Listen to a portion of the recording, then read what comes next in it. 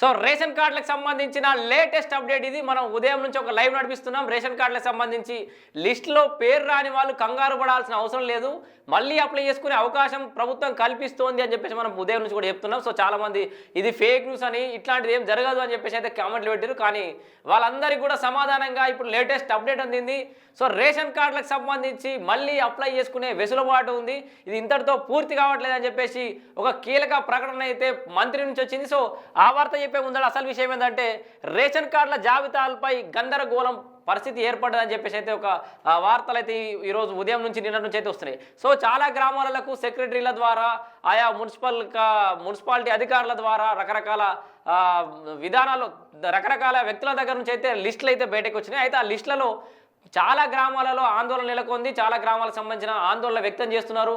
So survey కోసం వచ్చినటువంటి సెక్రటరీలను కానీ లేకపోతే మిగతా ప్రభుత్వ అధికారులను గెరావ్ చేస్తున్న పరిస్థితి చూస్తున్నాం మనం. సో ఇక్కడ మాకు పూర్తి స్థాయిలో లిస్టులు వచ్చే వరకు, మా అందరి పేర్లు వచ్చే వరకు సర్వే చేద్దని చెప్పేసి అడ్డుకుంటున్నారు. సో నేనేమంటున్నా అంటే గ్రామ ప్రజలకు అట్లాగే అందరి వార్డు ప్రజలకు కూడా అందరికి కూడా ఒకటే విజ్ఞప్తి చేస్తున్నా, వాళ్ళు వచ్చిన వాళ్ళని వెనక్కి పంపించడం కాకుండా వచ్చిన వాళ్ళని సర్వే చేయనిస్తే పూర్తి స్థాయిలో అందరికీ రేషన్ కార్డులు వచ్చే అవకాశం ఉంటుంది.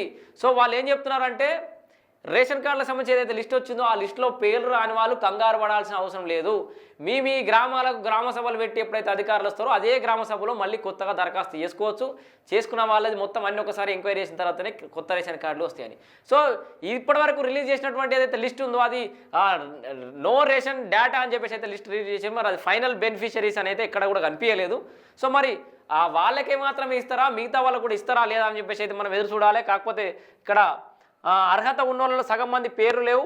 ఇప్పటికే రేషన్ కార్డులు ఉన్నోళ్ళు అనర్హుల పేర్లు రేషన్ కార్డుల కోసం ప్రజాపాలనలో 12.60 లక్షల మంది దరఖాస్తు చేసుకురు. ఇప్పుడు లిస్టులో పేరు లేకపోవడంతో ఆందోళన దిగుతున్న అర్హులు. సో చాలా వరకు గ్రామాల్లో పోయి ఎంపీడీఓలకు రెఫరెండం ఇస్తున్నారు, మెమోరాండం ఇస్తున్నారు. మాకు కూడా మా గ్రామాల్లో ఇట్లా ఆల్రెడీ అర్హత ఉన్న వాళ్ళకి రాలేదు, అనర్హులకు వచ్చిందని చెప్పేసి.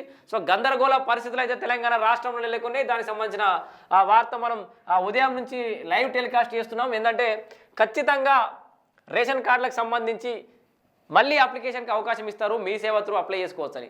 సో దానికి సంబంధించిన వార్తను చూడవచ్చు మనం. రేషన్ కార్డులపై మంత్రి ఉత్తమ్ కీలక ప్రకటన. సో చూస్తున్నాం కదా, రేషన్ కార్డులపై మంత్రి ఉత్తమ్ కుమార్ రెడ్డి కీలక వ్యాఖ్యలు చేశారు. సో స్వయాన పౌర సరఫరాలకు సంబంధించి మంత్రి గారు చేసినటువంటి వ్యాఖ్యలు చూడవచ్చు. శనివారం ఆయన మీడియాతో మాట్లాడుతూ రాష్ట్రంలో అర్హత ఉన్న అందరికీ రేషన్ కార్డులు ఇస్తామని భరోసా ఇచ్చారు. సో క్లియర్ మెసేజ్, రాష్ట్రంలో అర్హత ఉన్న అందరికీ కూడా రేషన్ కార్డు ఇస్తామని భరోసా ఇచ్చారు. పాత రేషన్ కార్డులు తీసేస్తారని జరుగుతున్న ప్రచారంలో నిజం లేదని కొట్టి పారేశారు. అండ్ పాత రేషన్ కార్డులు అలాగే ఉంటాయని అన్నారు. పాత రేషన్ కార్డు ఓల్డ్ రేషన్ కార్డులలో సభ్యులను కూడా చేరుస్తామని చెప్పారు. కులగణన ఆధారంగా రేషన్ కార్డుల ప్రక్రియ ఉంటుందని, లిస్టులో పేరు లేకపోతే ఆందోళన చెందొద్దని గ్రామ సభల్లో మళ్ళీ. సో ఇక్కడ క్లియర్గా చూడవచ్చు మనం, మంత్రి ఉత్తమ్ కుమార్ రెడ్డి చెప్పినటువంటి వ్యాఖ్యలు బాగా మనం అర్థం చేసుకోవచ్చు. మనం పొద్దున్నే ఒకటి చెప్పినాం, ఇగో పాత రేషన్ కార్డులో కొత్త సభ్యుల పేర్లను చేరుస్తాం, ఓకే వీళ్ళని చేరుస్తారు. కులగణన ఆధారంగా రేషన్ కార్డుల ప్రక్రియ ఉంటుందన్నారు. ఇది కొంత వివాదాస్పదంగా ఉంది, కొంత చర్చకు దారితీసింది.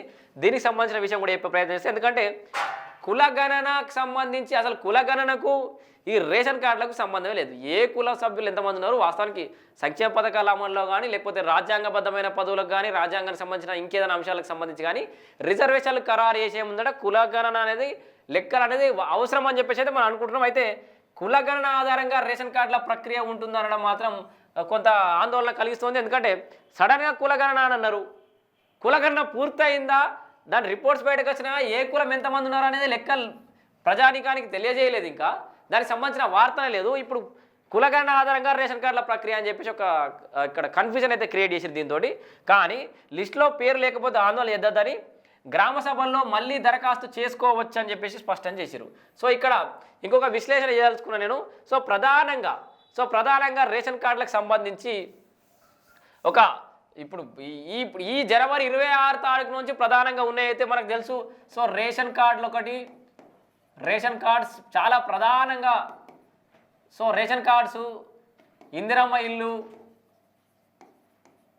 అండ్ రైతు భరోసా. సో రైతు భరోసాకు సంబంధించి కూడా అన్ని ప్రక్రియ పూర్తయిపోయింది, బండల్స్ అన్ని రెడీ అయిపోయినాయి. ఎంఆర్ఓ ఆఫీసుల కాడ మొత్తం రైతు భరోసా ఎవరికి ఇవ్వాలి ఎవరికి ఇద్దని చెప్పేసి ఇందిరా మిల్లకు సంబంధించి కూడా ప్రక్రియ మొదలైంది, రేషన్ కార్డుల ప్రక్రియ కూడా మొదలైంది. ఇక్కడ క్లియర్గా నేను ఉదయం ఇప్పుడు నడుస్తున్న లైవ్లో కూడా అదే చెప్పిన, 26 తారీఖు నుంచి ఈ సంక్షేమ పథకాలు స్టార్ట్ చేస్తున్నామన్నారు కానీ there is no end. So వీటికి ఎండ్ కార్డ్ లేదు, పూర్తిగా ఈ ఫలానా తారీఖు వరకు ఈ అప్లికేషన్లు పూర్తయితే అని ఎక్కడ కూడా ప్రభుత్వం చెప్పలేదు. సో ఇది కూడా ఖచ్చితంగా నిరంతర ప్రక్రియలాగా ఉండే అవకాశం ఉంది. ఖచ్చితంగా రేషన్ కార్డులకు సంబంధించి ఈ కంటిన్యూస్ ప్రాసెస్ అయితే ఉండే అవకాశం ఉంది. సో ఇక్కడ కీలకంగా మారింది రేషన్ కార్డులకు సంబంధించి. ఇంకొక ముచ్చట చెప్పుకుందాం. చాలా గ్రామాలలో ఆందోళన చెందుతున్నారు. ఏంటంటే రేషన్ కార్డులకి సగానికి సగం ఇవ్వాలి, గీ 5-10 మనం ఎదురు చూసింది గింతేనా అని చెప్పేసి. బీఆర్ఎస్ పార్టీ పాలన కాలంలో వచ్చిన రేషన్ కార్డులు ఎన్ని? సో 10 ఏళ్ల కాలంలో కేసీఆర్ గవర్నమెంట్ ఇచ్చిన రేషన్ కార్డులు ఎన్ని?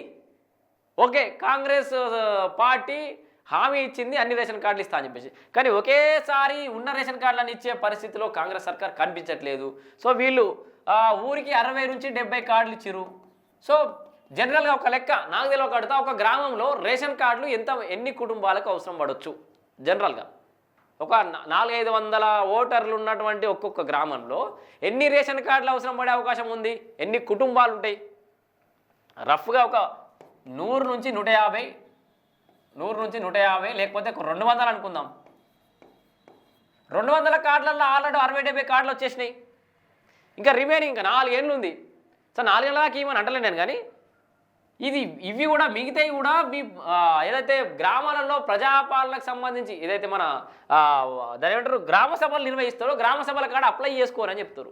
ఒక్కడే రోజుల ఆగమాగం గాయ గత్తర చంద్ర కేసీఆర్ భాషలు చెప్పాలంటే అప్పుడు కేసీఆర్ గిట్లే చెప్తుండే. సో ఏమి ఇద్దామంటావు మరి ఒక్కడేసారి ఇద్దామంటావా అని కేసీఆర్ అంటేనేమో మనం వినేటోళ్ళం చెవులు లిక్క పొడుచుకొని. సో ఇక్కడ నేను ఏమంటున్నా అంటే ఈ రేషన్ కార్డులు కూడా ఆగపడాల్సిన అవసరం లేదు, ఖచ్చితంగా అందరికి ఇస్తారనే నమ్మకం అయితే ఉంది అందరికీ రేషన్ కార్డుల విషయంలో. సో చూడాలి మరి రేషన్ కార్డుల విషయంలో మరి కాంగ్రెస్ సర్కార్ ఏం చేయబోతోంది. వాళ్ళు ఇచ్చిన మాట ప్రకారం దాదాపుగా ఎన్ని అవసరం ఉంది? 2,81,00,000 మందికి ఇప్పటికే 90 లక్షల రేషన్ కార్డులు ఉన్నాయట. చూసారు కదా, మొత్తం ఇప్పటికే 90 లక్షల రేషన్ కార్డులు ఉన్నాయి. ఇగో 2,81,00,000 మందికి ఇప్పటికే 90 లక్షల రేషన్ కార్డులు ఉన్నాయి. సో ఇంకో 10-20 లక్షలు, 20 నుంచి 30 లక్షల రేషన్ కార్డులు ఇంకా అవసరం ఉన్నాయి. దీంట్లోకించి ఇప్పుడు ఒక 6-7 లక్షలు ఇచ్చినట్టు ఆల్రెడీ నాకు తెలిసి 6 నుంచి 7 లక్షల రేషన్ కార్డులు ఇప్పుడు ఈ లిస్టులు ఇచ్చినట్టు. ఇప్పుడు ఈ మన గ్రామ సభలలో పెరిగితే ఇంకో 3 లక్షలు పెరిగినా కూడా దాదాపు 10 నుంచి 15 లక్షల రేషన్ కార్డులు ఇప్పుడు ఇచ్చేస్తారు. ఇప్పుడే ఈ ఫస్ట్ ఫేజ్లోనే 10 to 15 lakhs వచ్చేస్తాయి. లక్షల రేషన్ కార్డులు వచ్చే అవకాశం అయితే కనబడుతుంది. మిగతా రేషన్ కార్డులు కూడా ఇంకొక ఫేజ్లోనే ఏమో ఇచ్చే అవకాశం ఉంది. సో ఇట్లా ఎప్పుడు పోవాలంటే ఇందిరమ్మ ఇండ్లే దాదాపుగా ప్రభుత్వం తీసిన లెక్క ప్రకారం 18.32. So 18.32 lakhs. సో 18,32,000 అంటే దాదాపు ఒక 20 లక్షల ఇందిరమ్మ ఇండ్లు కట్టాలి కాంగ్రెస్ సర్కార్. 20 లక్షల ఇందిరమ్మ ఇండ్లు కట్టాలంటే ఒక్క సంవత్సరంలో సాధ్యమవుతుందా? పోనీ బీఆర్ఎస్ పార్టీతో సాధ్యమయ్యేదా? ఆ డబుల్ బెడ్రూమ్లను ఏమైనాయి? ఎంత స్కామ్ జరుగుతుందో చూస్తున్నాం, మనం చూపెడుతూనే ఉన్న వార్తలన్నీ. ఈ 20 లక్షలలో ఆల్రెడీ ఇప్పుడు ఒక 5 లక్షలు కడతారట. నెక్స్ట్ ఇయర్ ఇంకో 5 లక్షలు, ఆ నెక్స్ట్ ఇయర్ ఇంకో 5 లక్షలు, 10 లక్షలు, ఇట్లా 4 ఏళ్ళు పూర్తయ్యేలోపు 20 లక్షలు కడతారా లేదా చూద్దాం. నేనేమంటున్నా అంటే ఈ స్కీమ్లను ఇప్పుడే స్టార్ట్ చేస్తారు. ఇంకొక ఏడాది లోపల వీళ్ళు చెప్పిన ఈ సంక్షేమ పథకాలలో ఒక 50% రీచ్ అయినా కూడా వీళ్ళు గొప్పలే. 2 ఏళ్ళల్లో ఇప్పుడు ఫస్ట్ ఒక ఏడాది అయిపోయింది, అది కూడా కౌంట్ చేద్దాం. ఇంకొక ఏడాదిలో ఒక 50% సంక్షేమ పథకాలు అమలు ప్రారంభమైపోయింది, అమలు జరుగుతోంది పకడ్బందీగా. అంటే వాళ్ళు 10 ఏళ్ల కాలం ఎక్కడ, 2 ఏళ్ల కాలంలో ఎక్కడ. సో మొత్తంగా నేనేమంటున్నా అంటే మళ్ళీ కింద అరే కాంగ్రెస్కు జోకుతామని కామెంట్లు చేస్తూ ఉంటారు. బిడ్డ నేను కాంగ్రెస్ తిట్టిన వీడియోలు కూడా ఉన్నాయిలే చూడరు కావాలంటే. నేను సబ్జెక్ట్ వైజ్ 10 ఏళ్ళు ఓపిక పట్టినాం ఇదివరకు ఉన్నోనికి, ఏడాది ఓపిక పట్టినాం, ఇంకొక ఏడాది ఓపిక పట్టలేను. ఆల్రెడీ స్టార్ట్ చేస్తామంటారు. స్టార్ట్ చేసిన తర్వాత ఇంత పకడ్బందీ ద్వారా చూద్దాం. నేను సబ్జెక్ట్ బేస్ చేసుకొని ఎప్పుడు తిట్టాలో అప్పుడు తిడుతూనే ఉన్నా, ఎవరిని విమర్శించాలో వారు విమర్శిస్తూనే ఉన్నా. సో మొత్తంగా మరోవైపు జనవరి 26 నుంచి కొత్త రేషన్ కార్డులు జారీ చేయనట్లు ఇప్పటికే మంత్రి పొన్నం ప్రభాకర్ సైతం చెప్పారు. పంపిణీ ప్రక్రియ కోసం గ్రామాల్లో సర్వే సైతం జరుగుతుందని చెప్పుకొచ్చారు. సో ఒక బాధ్యత గల వ్యక్తిగా నేను గందరగోళానికి గురి చేసే ప్రక్రియ కూడా చేయొద్దు. ఎటుగుడుగా మీడియా ఉంది కానీ ప్రజలు కూడా గందరగోళానికి గురి అయ్యేది కదా. మీరు కోరుకున్న సబ్జెక్టే మాట్లాడాలి, నేను ఒకటే పనిగా ప్రభుత్వాన్ని తిట్టాలి. ఇక్కడ కాంగ్రెస్ విషయం పక్క పెడదాం, తెలంగాణ రాష్ట్ర ప్రభుత్వం మనది.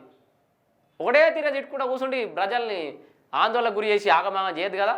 సో ఆ ప్రజలకు ఒక క్లియర్ మంత్రులు ఏం చెప్తున్నారు, అసలు ఏం జరుగుతుంది సిస్టము, దానికి సంబంధించిన విషయాన్ని మీకు పూర్తి అవగాహన చేయడం కోసమే చెప్పిన. సో రేషన్ కార్డులకు సంబంధించి అయితే ఇదో కొత్త అప్డేటు. మొత్తానికి అయితే అందరికీ రేషన్ కార్డులు వస్తే గ్రామ సభలో దరఖాస్తు చేసుకోవచ్చు అన్నారు. గ్రామ సభలలో రేపు పొద్దుగల పంచాయతీ అయితే కొట్లాటలు అయితే ఏమవుతుంది, ఇచ్చిన ప్రతి అప్లికేషన్ తీసుకుంటారా, తీసుకున్న ప్రతి అప్లికేషన్కి రేషన్ కార్డు ఇస్తారా అనేది మనం వేచి చూద్దాం. దానికి సంబంధించిన అప్డేట్ ఏమైనా కూడా మళ్ళీ చెప్తాం మీకు. అంటిల్ స్టేట్ సంబంధించిన బ్రహ్మాస్త్రం విజిస్టర్ వార్త. నేను రమేష్.